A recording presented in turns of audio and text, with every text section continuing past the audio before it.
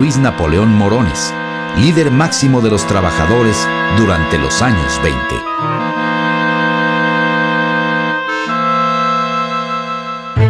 El nuevo líder de los obreros es Vicente Lombardo Toledano, quien es elegido secretario general de la CTM.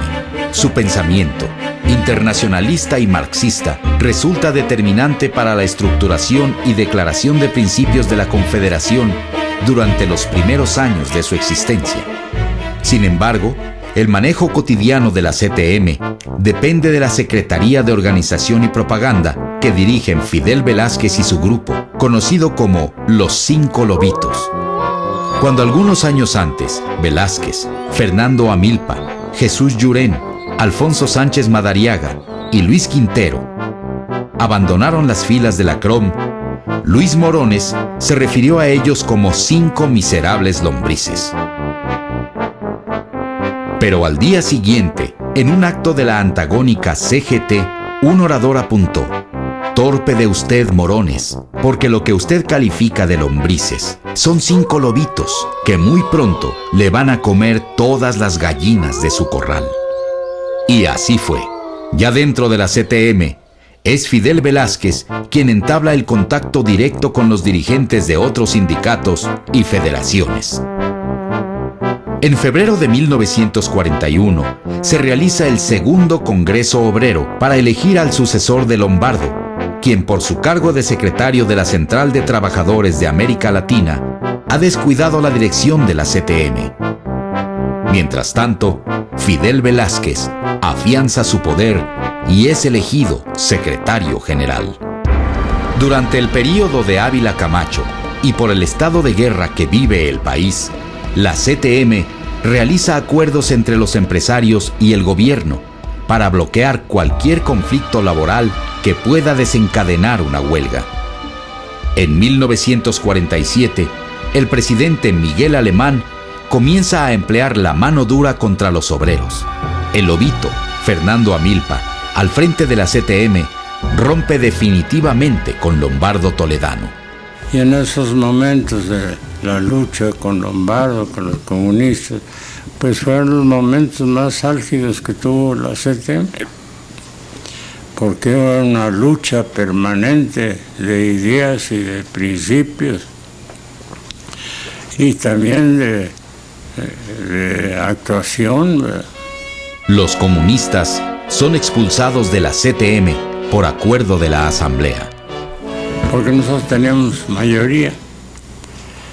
La mayor parte de los trabajadores era sindicalista nada más, no tenía él ningún concepto que pudiera identificarlos con los comunistas, y no era partidario de ellos. También se establece la afiliación forzosa de todos los agremiados al partido oficial. Este acuerdo marcará el futuro del PRI y del movimiento obrero mexicano.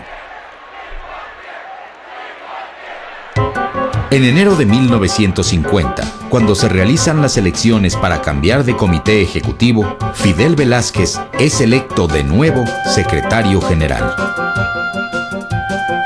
Desde entonces, a diferencia de Morones, que había soñado con ser presidente de los mexicanos, Velázquez se conformará con ser el presidente vitalicio de los obreros mexicanos. Fidel Velázquez estará al frente de la CTM y en el centro del poder del PRI hasta el día de su muerte, el 21 de junio de 1997, como si su deceso, ocurrido 15 días antes de las elecciones, anticipara la derrota del PRI en la primera votación para jefe de gobierno del Distrito Federal.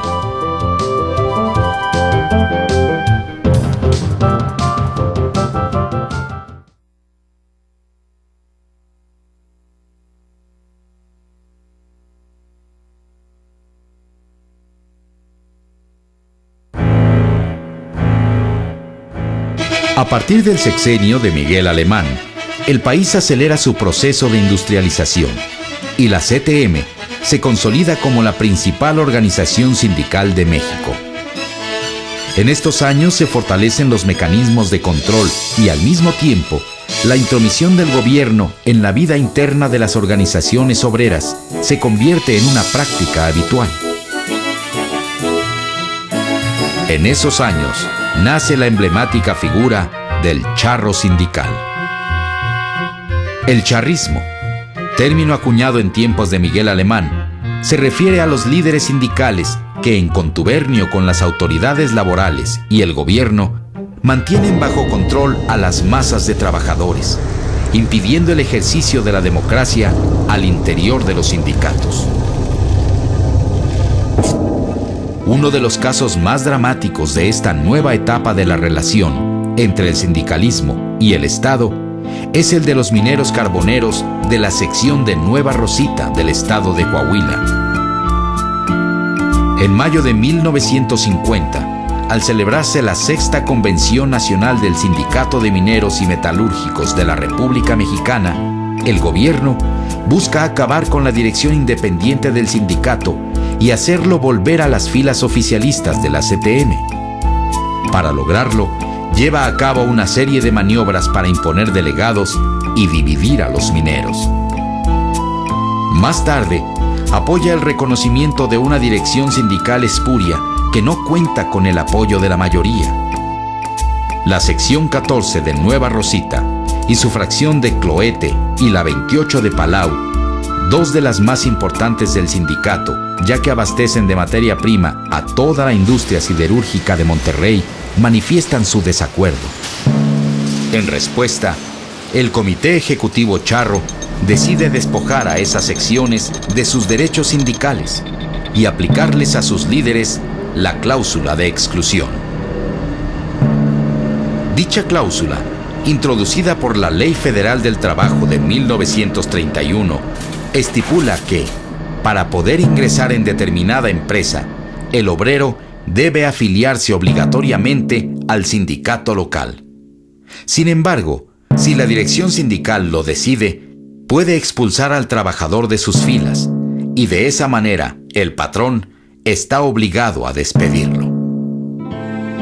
A pesar de las amenazas, el 25 de septiembre y el 16 de octubre de 1950, los mineros de Palau y Nueva Rosita, respectivamente, se lanzan a la huelga argumentando violaciones al contrato colectivo de trabajo. Ambas huelgas son declaradas inexistentes antes de estallar por la Junta de Conciliación y Arbitraje local. El argumento utilizado en su contra es que los estatutos del sindicato prohíben tajantemente que las secciones realicen emplazamientos a huelga sin la aprobación del Comité Ejecutivo Nacional. Los líderes de las secciones locales no pueden suplantar a los de las nacionales. A pesar de que la mayoría de los 6,000 mineros de Nueva Rosita apoyan el movimiento, el ejército se apodera del mineral, bloquea las salidas, corta el suministro de agua y alimentos, y de hecho, se suspenden las garantías constitucionales. Grupos de trabajadores y campesinos se solidarizan con los mineros, envían víveres y medicinas al mineral. El conflicto se agrava cada día más porque la empresa ha contratado a grupos de esquiroles para que sustituyan a los mineros. En enero de 1951, la mayoría de los mineros, muchos acompañados por sus familias, inician la marcha del hambre hacia la Ciudad de México para tratar de entrevistarse con el presidente.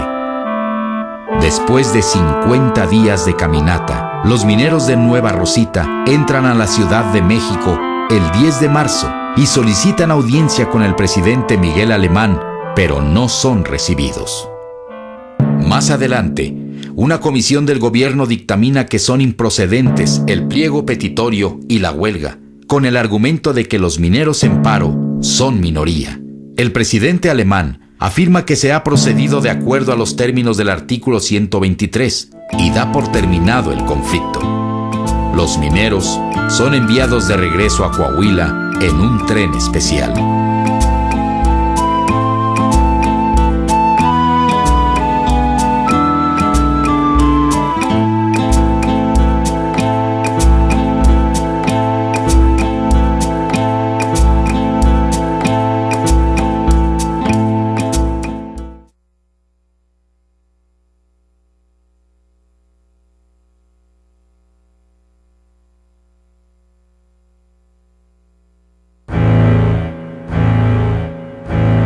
Durante el último año del sexenio de Ruiz Cortines, surgen movimientos que, además de buscar mejoras salariales, luchan por la democracia sindical. Muchos de los trabajadores inconformes tienen como patrón al Estado. Telegrafistas, ferrocarrileros, petroleros y miembros del magisterio salen a las calles en protesta por la falta de democracia en sus sindicatos. En agosto, el gremio ferrocarrilero convoca a elecciones y la planilla encabezada por Demetrio Vallejo llega por votación democrática al liderazgo del sindicato. Los líderes charros son derrotados. A partir de entonces, los ferrocarrileros comienzan a demandar no solo reivindicaciones económicas, sino también políticas. En diciembre, ya con López Mateos en la presidencia, Vallejo emplaza a una huelga que estalla el 25 de febrero de 1959. El comité vallejista consigue la satisfacción general de sus demandas, un 16% de aumento de salarios y otras prestaciones. El paro se suspende al día siguiente. Unos días después, los trabajadores de los ferrocarriles Mexicano y del Pacífico, que por un descuido no fueron incluidos en las negociaciones, emplazan a una huelga para el 25 de marzo si no se les otorgan los mismos beneficios que al resto de los ferrocarrileros. Se realizan paros escalonados que en plena Semana Santa afectan a miles de vacacionistas. A pesar de que el gobierno está dispuesto a la negociación, en el Comité Central del Sindicato, con una mayoría de votos de los comunistas y sus aliados, se decide emplazar a un paro total de los ferrocarriles nacionales en apoyo a las dos empresas demandantes.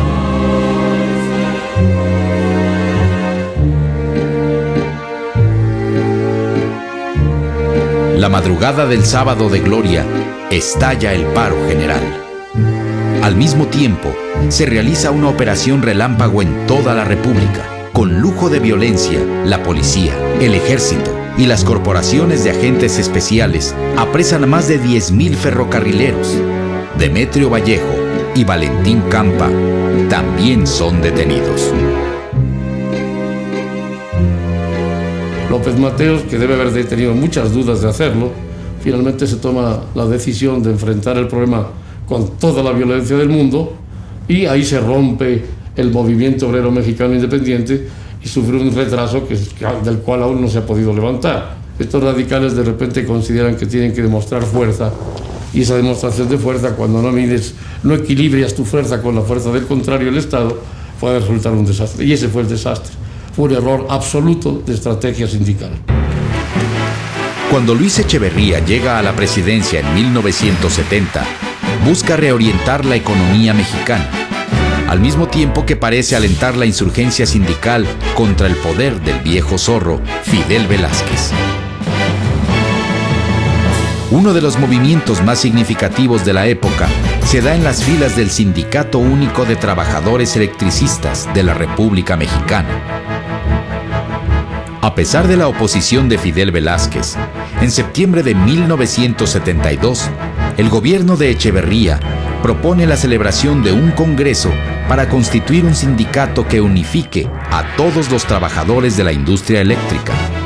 Se forma el SUTERM, y en los dos puestos principales quedan el líder oficialista, apoyado por la CTM, Francisco Pérez Ríos como secretario general, y el democrático Rafael Galván, al frente de la Comisión Nacional de Fiscalización y Vigilancia. Muy pronto, las divergencias entre los dos líderes comienzan a agravarse. En abril de 1975, Galván celebra una reunión con sus partidarios en Guadalajara. De allí surge la tendencia democrática del SUTERM, que busca la renovación total del sindicalismo. Galván es expulsado del sindicato junto con más de 100 trabajadores. En octubre, la tendencia democrática organiza una manifestación a la que asisten alrededor de 150,000 personas de distintas organizaciones de izquierda y movimientos políticos democráticos. En junio de 1976, Rafael Galván decide demandar a la Comisión Federal de Electricidad por violaciones al contrato colectivo y emplaza a huelga para el día 30. La Junta de Conciliación y Arbitraje declara ilegal el emplazamiento de la tendencia democrática. Rafael Galván pospone el estallamiento de la huelga para el 16 de julio. En la madrugada de ese día, los centros de trabajo donde laboran los electricistas simpatizantes de la tendencia democrática son ocupados por el ejército y trabajadores del SUTERM, contrarios a Galván. Entonces, cuando el licenciado Echeverría decide detener de una vez a la tendencia democrática, es porque todo se había revertido, ¿no? Y don Fidel había sido fortalecido, y porque pues ya no iba a haber ninguna posibilidad de un espacio democrático en el sindicalismo. Paulatinamente, los disidentes empiezan a volver a sus labores, y poco después, la tendencia democrática se desintegra.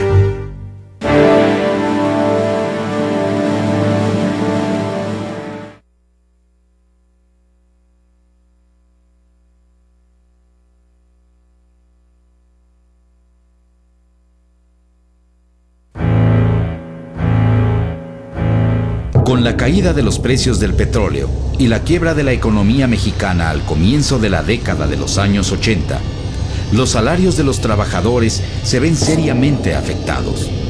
Al mismo tiempo, el desempleo se incrementa notablemente. La situación obliga a los dirigentes sindicales a modificar las prácticas de negociación con el gobierno. Ahora, el objetivo de las organizaciones y sindicatos ya no es la búsqueda de la democracia sindical, sino la conservación del empleo. En varias ocasiones se llega a despidos masivos o a la disminución de prerrogativas. Ante esta situación, los trabajadores recurren a nuevas formas de protesta: paros escalonados, tortuguismo, toma de instalaciones y, en los casos más graves, a la huelga de hambre. Como la mayoría de los sindicatos no están capacitados para enfrentarse a la incorporación de las modernas tecnologías y a la nueva actitud de los empresarios, la situación económica de los trabajadores se agrava cada vez más.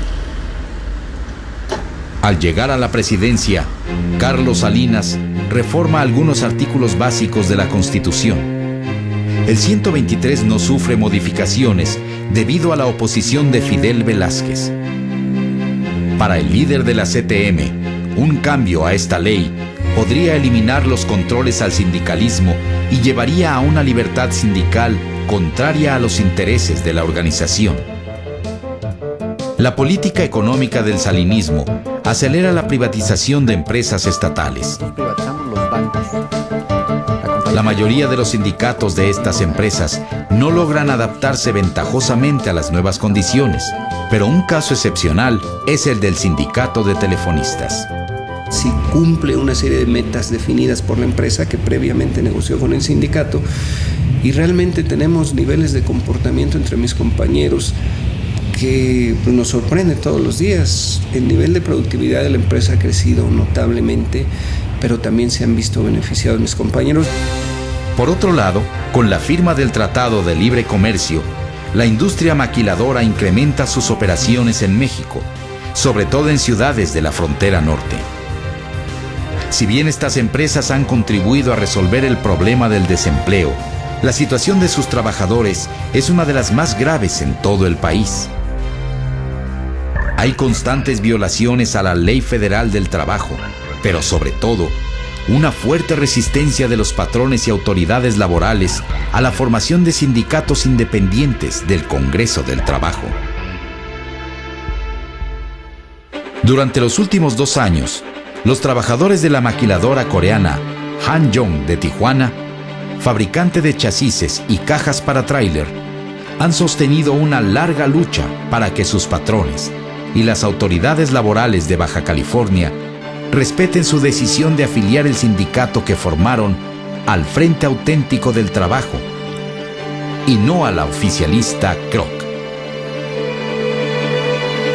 Los obreros, que reclaman condiciones de seguridad y aumento de salarios, están en huelga desde mayo de 1998.